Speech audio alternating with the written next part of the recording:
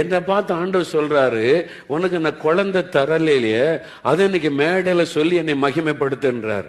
நான் கேட்டேன், எப்படி ஆண்டவரை மகிமைப்படுத்துறது? நீ தந்தா எனக்கு இத்தனை வருஷம் குழந்தை இல்லை, கர்த்தர் தந்துட்டான்னு நீ மகிமைப்படுத்தலாம்.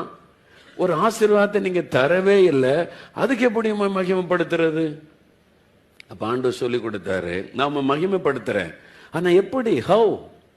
ஆண்டவர் சொன்னாரு, உனக்கு இத்தனை வருஷமா குழந்தை இல்லைல்ல? ஆமா இல்லை. என்னைக்காவது உன்னை துக்கப்பட விட்டுருக்கனா? இல்ல ஆண்டவரே. குழந்தை இல்லைன்னு என்னைக்காவது அழுதுகிட்டே உட்கார்ந்து இருக்கிறியா? இல்ல. நான் அப்படி வைக்கல, சந்தோஷமா வச்சிருக்கேன்ல. இந்த சந்தோஷத்தை என்ன தவிர யார் தர முடியும்? அத சொல்லு.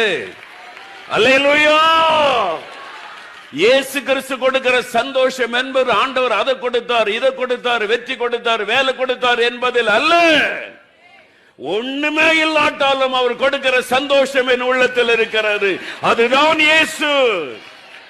வேற யாரும் அந்த சந்தோஷத்தை தர முடியாது, வேற யாரும் கொடுக்க முடியாது. ஆண்டவர் சொன்னார், இந்த சந்தோஷத்தை நான் மட்டும்தான் தர முடியும் என்று எல்லாருக்கும் சொல்.